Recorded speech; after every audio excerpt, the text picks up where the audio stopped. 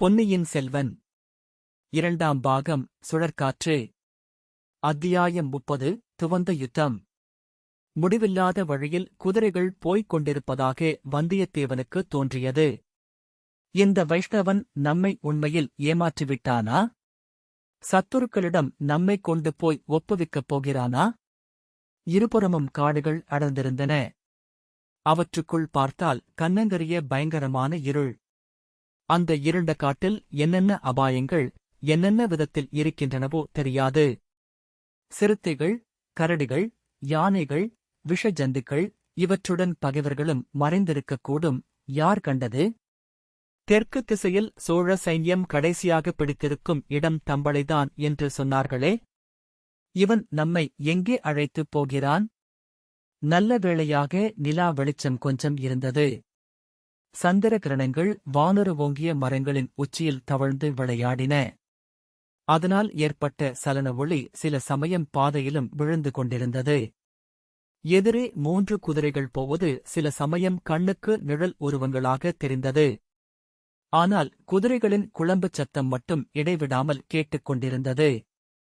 திடீரென்று வேறு சில சப்தங்கள் கேட்டன. காட்டின் நடுவில் எதிர்பார்க்க முடியாத சப்தங்கள். பல மனிதக் குரல்களின் கோலாகல சப்தம். குதூகலமாக ஆடிப்பாடும் சப்தம். அதோ மரங்களுக்கிடையில் வெளிச்சம் தென்படுகிறது.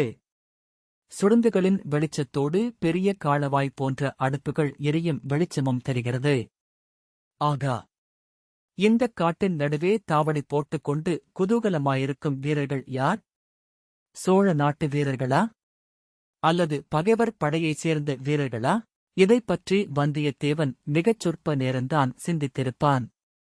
அந்தச் சிறிய நேரத்தில் முன்னால் போன குதிரைகள் சட்டென்று நின்றதையும் ஒரு குதிரை பளிர் என்று திரும்பியதையும் வந்தியத்தேவன் கவனிக்கவில்லை. திரும்பிய குதிரை முன்னோக்கி வந்து வந்தியத்தேவன் குதிரையை அணுகியது. அதன் மேலிருந்தவன் வந்தியத்தேவன் பக்கம் சட்டென்று சாய்ந்து ஓங்கி ஒரு குத்துவிட்டான். அந்தக் குத்தின் அதிர்ச்சியினால் வந்தியத்தேவன் கதை கலங்கி தடுமாறியபோது அவனுடைய ஒரு முழங்காலைப் பிடித்து ஓங்கித் தள்ளினான். வந்தியத்தேவன் தடால் என்று தரையில் விழுந்தான். வந்த வேகத்தில் அவன் குதிரை அப்பால் சிறிது தூரம் பாய்ந்து சென்று அப்புறம் நின்றது. இதற்குள் அவனைத் தள்ளிய வீரன் குதிரையிலிருந்து கீழே குதித்து வந்தியத்தேவன் அருகில் வந்தான். திக்ரமை கொண்டவனாய் தள்ளாடி எழுந்திருக்க முயன்ற வந்தியத்தேவனுடைய இடையிலிருந்த கத்தியைப் பறித்து தூர வீசி எறிந்தான். உடனே வந்தியத்தேவனுக்கு புத்துயிர் வந்தது. அத்துடன் ஆத்திரம் பொங்கிக் கொண்டு வந்தது. ஒரு குதி குதித்து எழுந்து நின்றான்.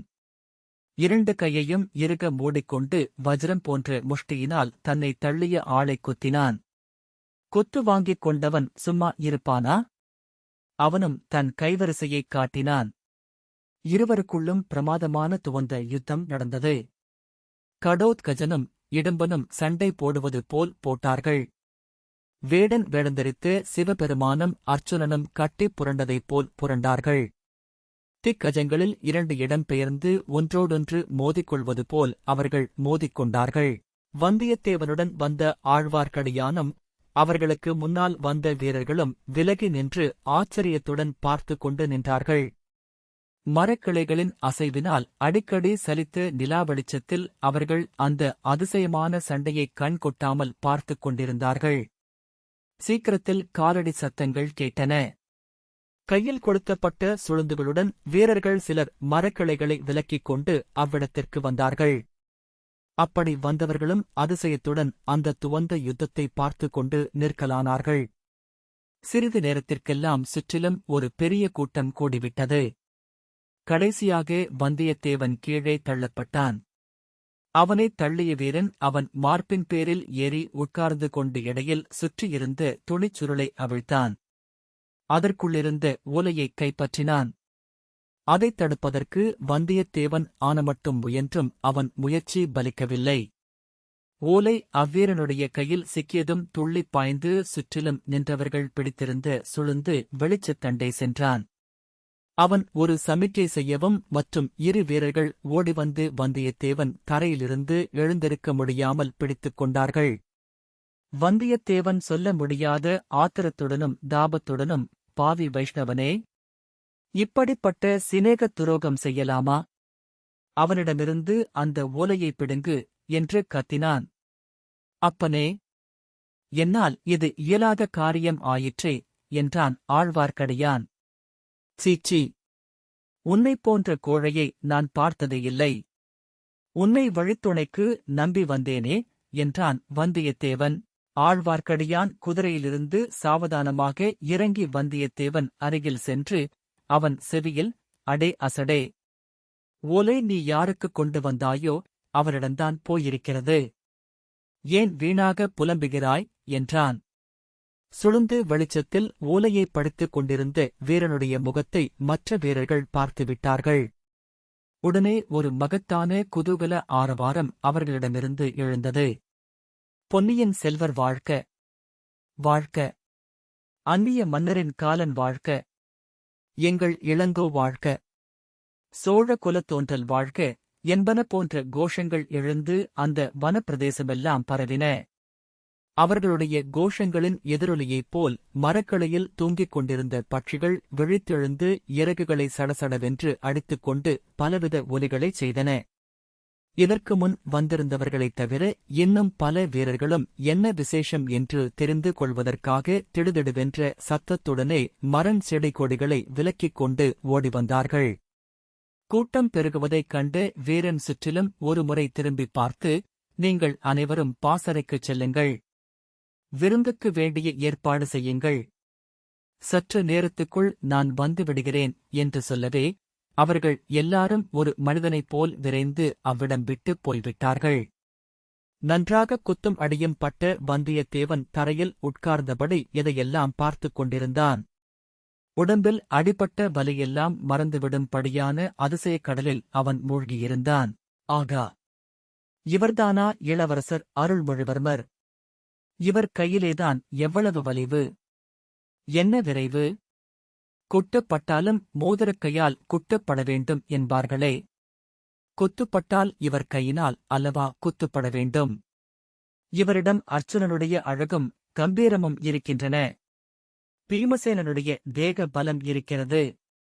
நாடு நகரமெல்லாம் இவரைப் போற்றிப் புகழ்வதில் ஆச்சரியம் ஒன்றுமில்லைதானே என்று எண்ணமிட்டுக் கொண்டிருந்தான். இந்தக் கதைக்குப் பெயர் அளித்து அரசிளங்குமாரரை, தமிழகத்தின் சரித்திரத்திலேயே இணை யாரும் சொல்ல முடியாத வீராதி வீரரை, சோழ மன்னர் குலத்தை அழியா புகழ் பெற்ற அமரர் குலமாக்கினவரை, பின்னால் இராஜராஜர் என்று பெயர் பெறப்போகும் அருள்மொழிவர்மரை, இவ்விதம் சமயமில்லாத சமயத்தில் அசந்தர்ப்பமான நிலைமையில் இராஜகுல சின்னம் எதுவும் இல்லாமல் நேயர்களுக்கு அறிமுகம் செய்து வைக்கும்படி நேர்ந்துவிட்டது. இது நேயர்களுக்கு சிறிது மனக்குறை அளிக்கக்கூடியது இயற்கைதான். ஆயினும் என்ன செய்யலாம்? நம் கதாநாயகனாகிய வந்தியத்தேவனே இப்போதுதான் அவரை முதலில் சந்தித்திருக்கிறான் என்றால் நாம் எப்படி அவரை முன்னதாக பார்த்திருக்க முடியும்? அருள்மொழித்தேவர் வந்தியத்தேவனை நோக்கி சமீபத்தில் வந்தார். மீண்டும் அவருடைய கை முஷ்டியின் பலத்தை சோதிக்க வருகிறாரோ என்று வந்தியத்தேவன் ஒரு கணம் திடுக்கிட்டுப் போனான். ஆனால் அவருடைய புன்னகை ததும்பிய மலர்ந்த முகத்தை பார்த்து அந்தச் சந்தேகத்தை மாற்றிக்கொண்டான். அன்பரே, வருக, வருக! அழகிய இலங்கைத் தீவுக்கு வருக! சோழ நாட்டு வீராதி வீரர்களுடனே சேர்வதற்கு இத்தனை தூரம் கடல் கடந்து வந்தீர் அல்லவா? அப்படி வந்த உமக்கு நான் அளித்த வீர வரவேற்பு திருப்தி அளித்திருக்கிறதா? அல்லது அது போதாது, இன்னும் சிறிய படாட்டோபமான வரவேற்பு அளிக்க வேண்டும் என்று கருதுகிறீரா? என்று இளவரசர் கூறி புன்னகை பூத்தார். வந்தியத்தேவன் குதித்து எழுந்து வணக்கத்துடன் நின்று, இளவரசரே, தங்கள் தமக்கையார் அளித்த ஓலை தங்களிடம் சேர்ந்துவிட்டது, என் கடமையும் தீர்ந்துவிட்டது. இனி இந்த உயிரைக் காப்பாற்றிக் கொள்ள வேண்டிய அவசியம் எனக்கில்லை. தங்களுக்கு விருப்பமானால் இன்னும் சிறிது நேரம் நாம் யுத்த காண்டம் படித்துப் பார்க்கலாம் என்றான். ஆகா, உமக்கு என்ன சொல்வதற்கு? உம் உயிரைப் பற்றி இனி உமக்கு கவலையில்லை. அந்தக் கவலை இனி என்னுடையது. இல்லாவிடில் நாளைக்கு இளைய பிராட்டிக்கு என்ன மறுமொழி சொல்வேன்? நண்பரே, இப்போது நான் படித்த ஓலை என் தமக்கையாரின் திருக்கரத்தினாலேயே எழுதப்பட்டதாக தெரிகிறது. அவர் உம்மிடம் அதை நேரில் கொடுத்தாரா என்று கேட்டார். ஆம், இளவரசரே. இளைய பிராட்டியின் திருக்கரங்களிலிருந்து நேரில் இந்த ஓலையைப் பெறும் பாக்கியம் எனக்குக் கிடைத்தது. பின்னர் எங்கும் நிற்காமல் இரவு பகல் பாராமல் பிரயாணம் செய்து வந்தேன் என்றான். அது நன்றாய்த் தெரிகிறது. இல்லாவிடில் இவ்வளவு விரைவில் இங்கு வந்திருக்க முடியுமா? இப்படிப்பட்ட அரிய உதவி செய்தவருக்கு நான் என்ன கைமாறு செய்யப் போகிறேன் என்று சொல்லிவிட்டு இளவரசர் வந்தியத்தேவனை மார்புற அணைத்துக் கொண்டார். அப்போது வந்தியத்தேவன் சொர்க்கலோகத்தில்தான் இருப்பதாகவே எண்ணினான். அவன் உடம்பிலிருந்து வலியெல்லாம் மாயமாய் வந்துவிட்டது.